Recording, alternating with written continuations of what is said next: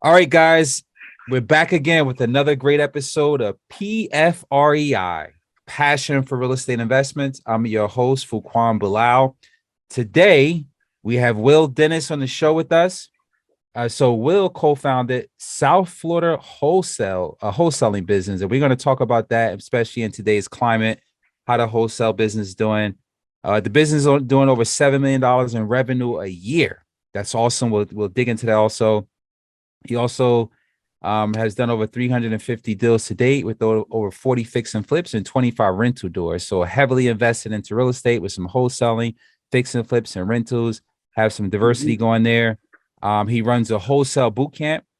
You guys can check him out at willienumbers.com, WILLY numbers.com. You check out his social media handle, IG and TikTok at Willie Numbers, Facebook, William Dennis. All right. So let's dive into it, man. The first question I usually ask my guests just to break the ice is, why are you passionate for real estate investments? Yeah, so thanks for having me, first of all. For me, I was in finance at Merrill Lynch back in the day, about 6 years ago, a little bit over 6 years ago. I got fired from that job, and not to go too deep into the story, but I exited that profession really pissed, if you will. So I had a lot of fire inside of me at the time, and I still do. But I found real estate, and I stumbled into real estate. And I always say that real estate kind of found me. I was not going to go back and work for somebody. So I made that very, very clear. I told my mom when I got fired and I moved back in with her, I was like, I'm not going to work for anybody ever again. And she was like, well, you need to figure some stuff out, because you ain't going to live here forever for free.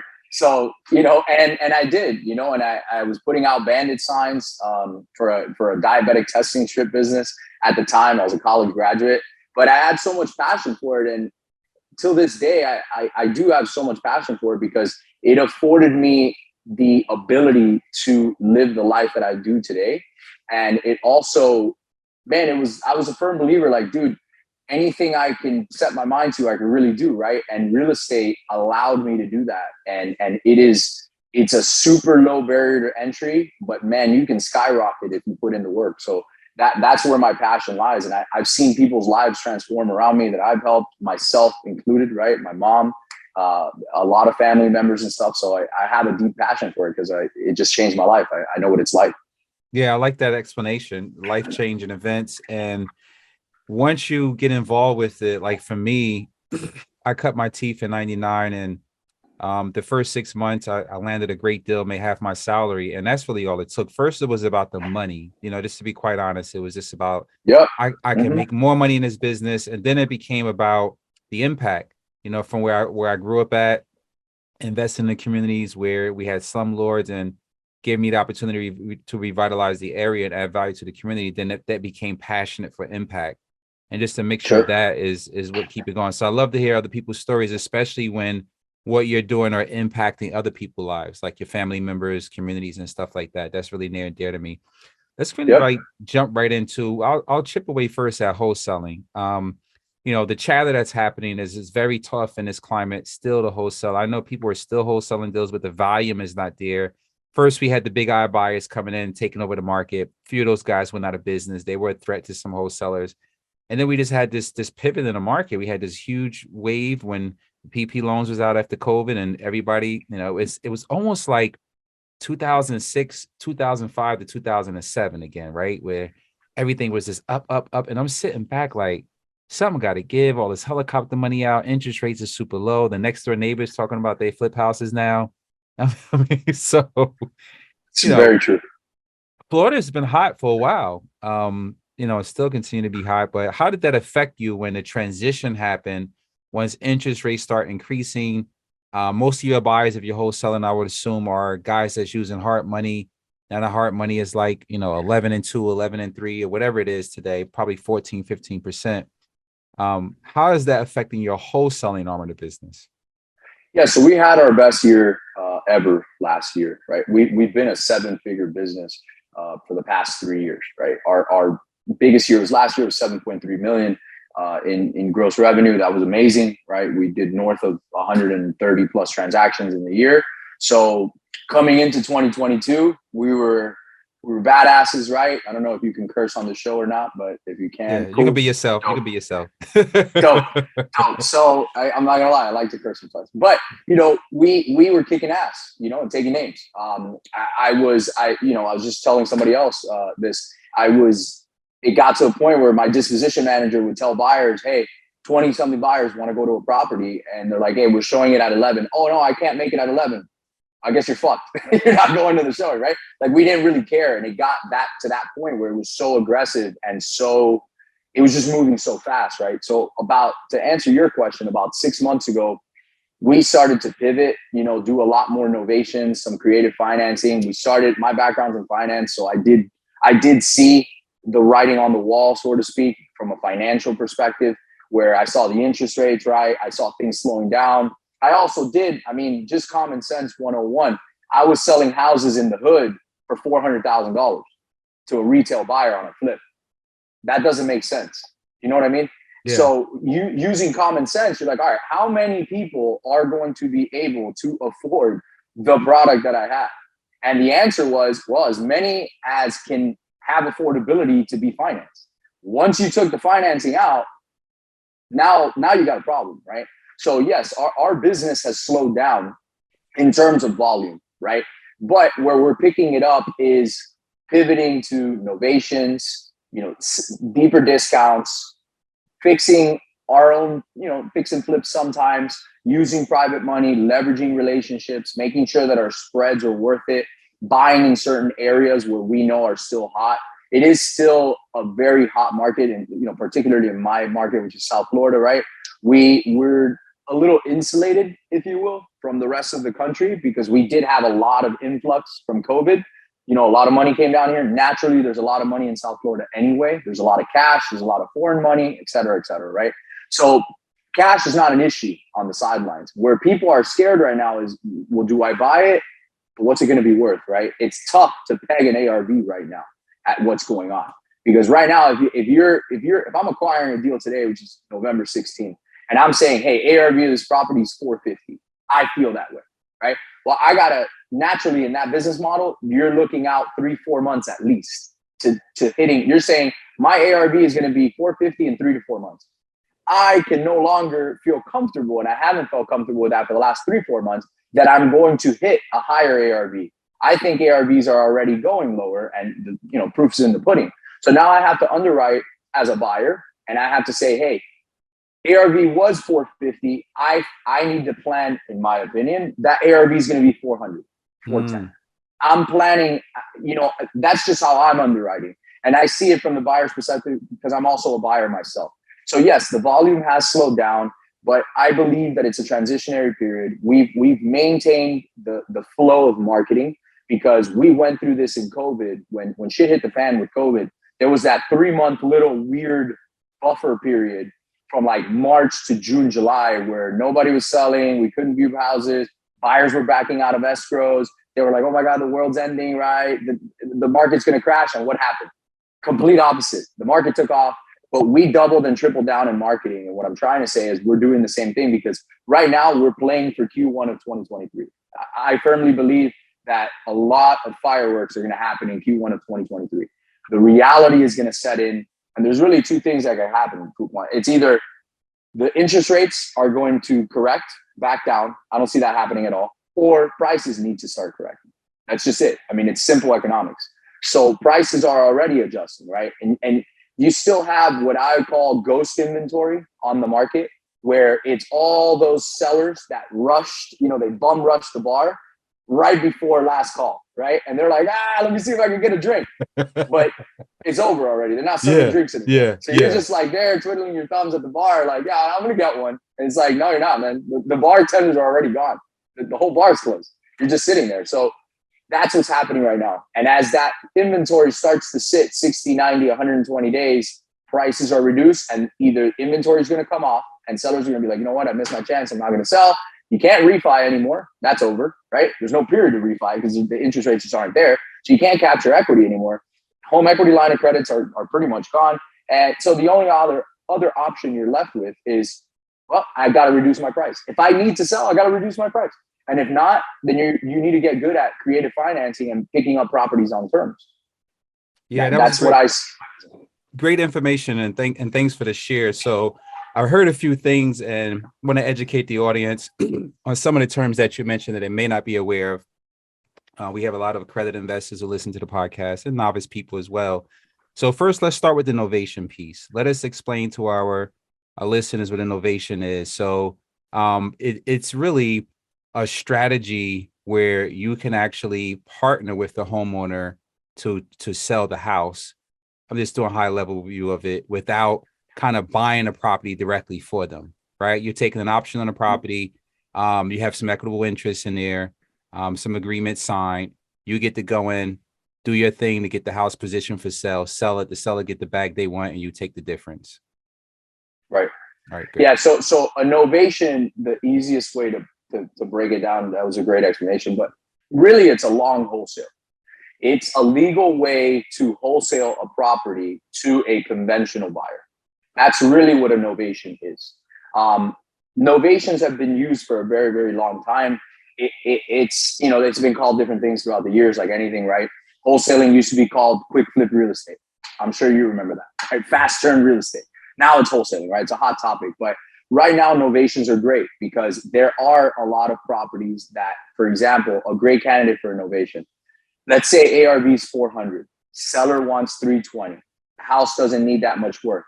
The key factor is here, it's financeable, meaning it'll pass a 4-point inspection for a conventional buyer getting a loan that's going to need to do an inspection. No cash, no hard money, nothing like that. And you got it at 320. You can't get the seller down to that 280, 270 where you got to be for a wholesale, right? But you do have spread there. Maybe you need to do a paint and patch on the house, maybe $4 or $5 grand, right? So you do it, you lock it up at 320, you say, hey, I'm going to get you the price that you want. You just got to give me the terms that I want. And then you structure that deal. You have a couple different paperwork, so we won't really get into this, right, on the podcast. And then you go and turn around and maybe not sell it for ARV at 400, but maybe sell it at 385, 390. You're covering the commissions and you're still going to make 30, 40K in that example. So it's like a wholesale, but it requires a little bit more, effort, if you will. Yeah, we're seeing a lot. I'm seeing a lot of chatter go around too that MLS is not. They're kicking a lot of those type of deals off MLS in certain markets. I don't know if you've seen that in Florida. It's happening in New Jersey, where they're kicking those deals that they're calling wholesale deals or whatever off the market, because through the innovation paperwork, it gives you equitable interest as the owner to go ahead and list it. I remember back in the day, we used to set this structure up in a trust, right? We would put the property into the trust, get the beneficial rights of the trust. That way it doesn't have any liens, encumber title.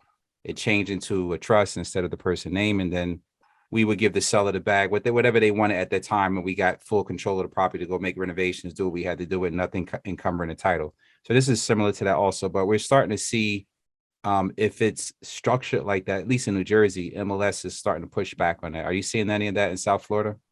I'm not in South Florida. I really haven't seen it. We've never had an issue. We do our paperwork correctly, right?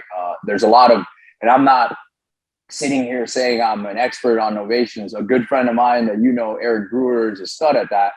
He's the one that taught me how to do it. But if you do your paperwork right, you present it correctly to the seller. You should not be lying to a seller or hiding anything from a seller. You should be as transparent as possible. I mean, it's a framing conversation at the end of the day. Absolutely. Mr. Seller, do you want 320? Great. I want to give you the 320, but this is how we got to do it. Absolutely. If you want a cash offer, I can give you 280. It's a different story. You talked about something else also, your risk adjusted model. So what I heard with that was you say, hey, if it's 450, I'm going to anticipate when I sell 410, 400. So in your underwriting, what I heard was you're dropping the value 10%, somewhere around there, future ARV, you're taking 10% off. Are you also playing around with that interest rate, increasing a little bit more? Like say, for example, you can get a 7% or 8%, or whatever it is. You're saying, okay, if I have to borrow money at 9% and values go down 10%, and my holding time is not a year, it's 18 months, right? Are you building a model similar to that to stress test it to see if it's still profitable in your underwriting? Yes. We don't do that. Sounds like what you're saying is, if I'm understanding you correctly, that's more of a fix and flip model. Correct. Right. Correct. So we're not fixing and flipping a lot. My model is a little simpler for a fix and flip right now. I used to look for a fix and flip because we were doing volume at least like 100K gross margin, right? Depending on how much money we used to have to put into the house. Interest rates were a little bit different. Right now, I'm not going to close and fix and flip anything unless I can comfortably feel and I can anticipate 150K gross margin. Mm-hmm. So I'm building in a massive cushion to the oh shit, things haven't worked out, because you really don't have refinancing as an exit right now. If you get stuck and you got to hold the bag. So yeah, I'm more factoring that in on my acquisition team side. We've gone from, Florida was so hot at one point, we were making offers at 80 to 85% of ARV and still moving wholesale deals, right? Which is high. Right now, we're like at 65 to 70% of ARV. That's where our new model's at. And that's what we're tying things up for, because we know that we can still move them. And even then, I'll be honest with you, sometimes we get a property locked up and I'm like, oh, my mentality is still 3, 4, 5, 6 months ago. And I'm like, oh man, this is going to fly. And then I hear crickets and I'm like, damn, well, that didn't work. Right. So it's a give and take, but listing properties on the MLS is the best thing if you're able to do it, to be able to do, for sure. There's more exposure for sure. Something else you talked about, Q1, right? I actually have a different opinion I want to share with you. I'm not a doom and gloom type of guy. I've had a few people who sit on the board of these hard money banks and everything else. And I was at a conference a few months ago, and they were talking about the same thing you just said. Things in Q1 is we start to see some transitioning. Things that start getting looser. I feel like the 10-year may go to 5%. I'm preparing for that, right? And I was talking about, the Fed, the 10 years. So my son, he's 14 years old. I drive him to school every morning. We have these real estate conversations. And today he said, I think you're a bit paranoid. I was like, what are you talking about? I said, I think it's going to go to 5%. Then if it go to 5%, I have to do this, I have to do that. So it's really just me bouncing idea. I know a 14-year-old kid have no understanding of the market, but sometimes he give me feedback. He actually told me to sell everything after COVID. It was like, sell it. Then it was like a dead cat bounce. Boom. Everything went on fire. It was crazy. So I do take advice from him sometimes, but we were talking and he was like, I think you're a little paranoid, because I was like, I think it's going to go to 5%. If it go to 5%, then that means the lenders have to go to this and that. I'm preparing my mindset for the worst, right? I'm actually on plan C. Like, they say plan A, make a plan B. I'm on plan C. How far do you go with when you're evaluating things? Like if the market shift to, the 10-year Fed rate being 5%, that's going to really change the dynamics of a lot. A lot of stuff is going to get more slower, less buyers, definitely no refinancing. Like if that happened today, how would your business model look?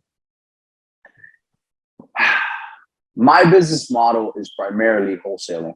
Okay. So when you're wholesaling, and it's not to say that I don't do fix and flips, but when you're wholesaling, you are running an arbitrage model. That's really your business model. So your risk factor is close to zero. Okay. Let's start there. So I'm going heavier, especially through bad economic times. Wholesaling historically has done better, obviously, because you have less risk, right? So really what I have to adjust in a wholesale model is my underwriting strategy, right?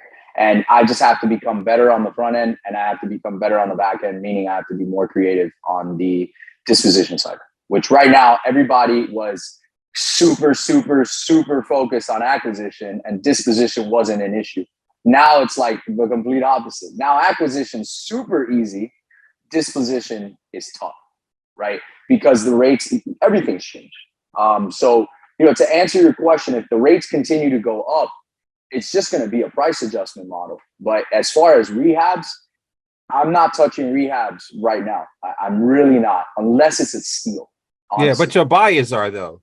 The people who you wholesale them to, they're doing rehab. So if they get stuck, then it's like that disposition channel becomes even tougher. So that's kind of where it affects the whole chain, right? So even the person who's getting me the property, they got to either sharpen their pencil up and take less per deal, or structure some creative financing on the front end that can help me transition this flip I was going to do into a rental, but I still get it from a wholesale, but now I get some seller financing with it, some type of creative structure. Like, you can do you could get into the conversation of wraps or seller carrybacks and all that stuff. Yeah. I think that's going to come. We're doing a lot more subject twos recently. I'll Mm-hmm. tell you that. I've been buying a Yeah. lot more in subject two. I like them. Fort Myers, I'm down in South Florida. Fort Myers got rocked, right, by Hurricane Ian. We're doing a ton of subject two deals there, right? But that's a whole nother subject with the insurance and, the claims. And it's very sad what's happening to those individuals. We're trying to help as many people as we can. But as far as the buyers, I mean, look, I think you're going to start to see the big boys, which not the hard money guys, the real fix and flippers that got cash. You're going to start to see them come out to play Q1, Q2 of 2023. 100%.